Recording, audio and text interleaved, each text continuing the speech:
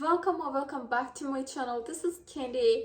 It's been 2 months. I am aware of that, but I had excuses. So I'm really sorry. And this is the English lesson part 2 that literally everybody wanted. That this video will be in Azerbaijani language. And I will speak on my native language for explaining you. Hazırda Azərbaycan dilində danışıram və videonun qalan hissələri Azərbaycan dilində olacaq. Bu dərs biz ən əsas olan cümlə strukturu, 4 əsas zaman və əgər video çox da uzun olmasa to be haqqında danışacağıq. Və əgər bunların tam şəkildə istifadə qaydasını və nə olduğunu bilirsinizsə, hardasa 30-40% danışığı həll edə bilərsiniz. Onda başlayaq. Birinci gəlir ingilis dilində danışmaq üçün bilməli olduğunuz bir şey var. Mən təbii ki, qrammatik olaraq da doğru danışmağı nəzərdə tuturam. Hansı ki, bilməli olduğunuz şey cümlə strukturudur. Cümlə strukturu Azərbaycan dilindəkindən biraz fərqlidir. Çünki biz normalda mübtəda, daha sonra ikinci dərəcəli üzvlər və xəbəri yekuna qoyuruq. Burada fərq ondadır ki, siz xəbəri artıq mübtədanın yanına yerləşdirirsiniz. Yəni, ingilis dilində vahid cümlə strukturu mübtəda, köməkçi feil və daha sonra ikinci dərəcəli üzvlər, yəni tamamlıq, təyin və zərflikdən gedir. Mən zərflik deyəndə zərfliyin hər növünü nəzərdə tuturam. Yer zərfliyi, zaman zərfliyi və s. Əgər cümlədə hər hansısa köməkçi feil istifadə olunursa, hansı ki bu bəzi strukturlu cümlələri qurmaq üçün istifadə olunur, biz həmin zaman köməkçi feili inkar və sual cümləsini düzəltmək üçün istifadə edirik. Əgər köməkçi feil yoxdursa, mübtəda, xəbər və tamamlıq, təyin, zərflik olaraq ardıcıllıqla gedir. Siz ikinci dərəcəli üzvlərin yerini təbii ki, istədiyiniz kimi dəyişə bilərsiniz. Mən başa düşün deyə belə izah elədim. Bu, ən əsas olan birinci şeydir. Yəni, ingilis dilində danışmaq üçün mütləq şəkildə cümlə strukturundan xəbəriniz olmalıdır. İkinci bilməli olduğunuz şey 4 əsas zamandır. Hansı ki, bu 4 əsas zamanı rahat bildiyiniz təqdirdə siz gündəlik danışmağın hardasa 80%-ni və general danışığın, general speakingin 40%-ni, hətta bəzən 50%-ə qədər hissəsini çox rahatlıqla apara bilərsiniz. Mən hansı zamanlardan danışıram? İndiki sadə zaman, keçmiş sadə zaman, gələcək sadə zaman və indiki davamlayıcı zaman. Keçək birinci zaman formasına indiki sadə zamandır. Hansı ki, artıq vərdiş halını almış cümlələrdə, yəni sənin gündəlik etdiyin və artıq həyatının bir parçası halına gəlmiş olan şeyləri ifadə etmək üçün istifadə olunur. Məsələn, mən universitetə gedirəm. Mən universitet tələbəsi olaraq universitetə gedirəm, amma hal-hazırda yox. Bu artıq sadə zaman cümləsidir. Bu mənim vərdişimdir, mənim universitetə gedib gəlməyim. Bu zaman indiki sadə zaman istifadə edirəm və bunun ingiliscə tərcüməsi literally olur I go to school. I go to the university or the uni. I mübtəda, go əsas feil, to university yer zərfliyi. İndiki sadə zamanın sual və inkar cümləsi do, does köməkçi feili ilə həyata keçirilir. Biz cümləni adi şəkildə qurduqda I go to university deyə bilərik. Amma əgər həmin cümləni mən universitetə getmirəm olaraq dəyişiriksə, köməkçi feili mübtəda ilə xəbərin arasına yerləşdiririk və bu şəkildə olur ki, I don't go to the university.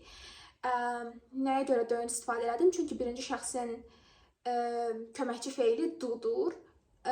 Does hansı halda istifadə olunur? Sadəcə üçüncü şəxsin təkində, yəni he, she, it-də does istifadə olunur.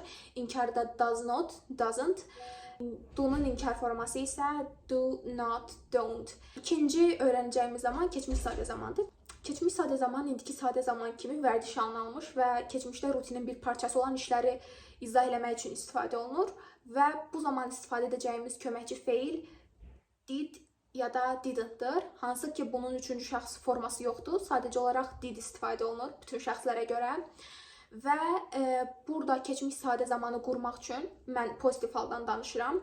İstifadə edəcəyimiz şey feilləri keçmiş zamana uyğunlaşdırmaqdır. Hansı ki, burada feillər iki qrupa bölünür. Qaydalı və qaydasız, regular and irregular feillər. Mən artıq bu hissəni izah edə bilmərəm, çünki regular və irregular feilləri siz özünüz əzbərləməlisiniz, hansının hansı olduğunu. Çünki həddindən artıq çox feil var. Məsələn, go feili qaydasız feildir. Keçmiş zamana uyğunlaşdırılmış forması olur went. Getmək, getdi. Study, təhsil almaq. Studied, təhsil aldı. Qaydalı feilləri düzəltmək üçün id şəkilçisindən istifadə olunur, amma qaydasız feillərin dəyişmə üsulu biraz fərqlidir. Kökdən dəyişənlər də var, son hərfinin dəyişməsi ilə olanlar da var. Yəni bunun yenə də dediyim kimi hamısını öyrənməlisiniz və keçmiş sadə zamanın dediyimiz kimi inkarı və sualı did, not, didn't-la düzəlir. Əgər biz sual və inkar verdiyimiz zaman diddən istifadə ediriksə, feil pozitiv, indiki sadə zaman formasına qayıdır. Məsələn, she didn't go to the university. Gördüyünüz kimi mən diddən istifadə elədim. Getmək feili, went feili go'ya çevrildi, yəni indiki sadə zaman formasına. Amma mən artıq ona s artırmadım. Üçüncü şəxsin təkində olsa belə.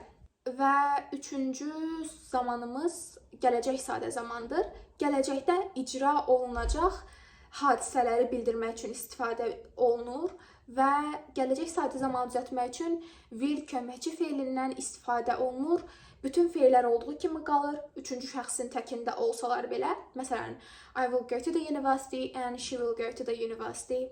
Sual formasında will cümlənin əvvəlinə keçir. Will I go to the university? Will she go to the university? İnkar formasında isə will'dən sonra not artırılır. I will not go, she will not go. Amma will notun qısaldılması won't-dan da istifadə edə bilərsiniz, hansı ki heç bir fərqi yoxdur. İndiki dammeci zaman dördüncü zaman formasıdır, hansı ki gündəlik həyatımızda çox istifadə etdiyimiz bir şeydir. Hal-hazırda icra olunan hərəkətlər və ya bizim icra etdiyimiz hərəkətləri bildirmək üçün istifadə olunur və to be köməkçi feilindən istifadə olunur. To be feili olmaq deməkdir, amma to be feilinin zamana görə dəyişmiş formaları var. Əgər biz indiki dammeci zamandan danışırıqsa, to be-nin indiki zaman formaları am is-are-dan istifadə olunur və indiki dammeci zamanın cümlə strukturu budur ki, mübtəda to be-nin hər hansısa bir forması feil plus ing, daha sonra isə ikinci dərəcəli özürlər. Feil plus ing-yə nümunə göstərsək, məsələn, go, going, watch, watching ola bilər. İlki zamanda to be-nin formaları am is-are olaraq dəyişir. Birinci şəxsin təkində am, üçüncü şəxsin təkində is, qalan şəxslərdə are istifadə olunur. Məncə bunu orta məktəb kursundan da bilirsiniz. İndiki dammeci zamanın sual formasını düzəltdiyimiz zaman am is-are, yəni to be-nin formaları cümlənin əvvəlinə keçir və qalan üzvlər olduğu kimi qalır. Məsələn, is she going to the university? Mən bu 4 zamanın sual formasından danışdığım zaman general formanı qurdum, yəni ümumi sual cümləsi qurdum, hansı ki ümumi sual cümləsinin cavabları yes or no-dur. Amma siz hər hansı bir cümlə üzvünə, yəni spesifik bir üzvə sual verdiyiniz zaman həmin o üzvün sual sözü, yəni məsələn who, which, what, when və ya tipli hər hansısa bir sual əvəzliyi cümlənin əvvəlinə gəlir, daha sonra köməkçi feil gəlir, daha sonra isə digər üzvlər ardıcıllıqla yerləşdirilir. Yəni məsələn mübtəda, xəbər və digər üzvlər. Sadəcə olaraq bizim istifadə edəcəyimiz, yəni ən önəmli nəzərinizdə tutmalı olduğunuz şey köməkçi feildir.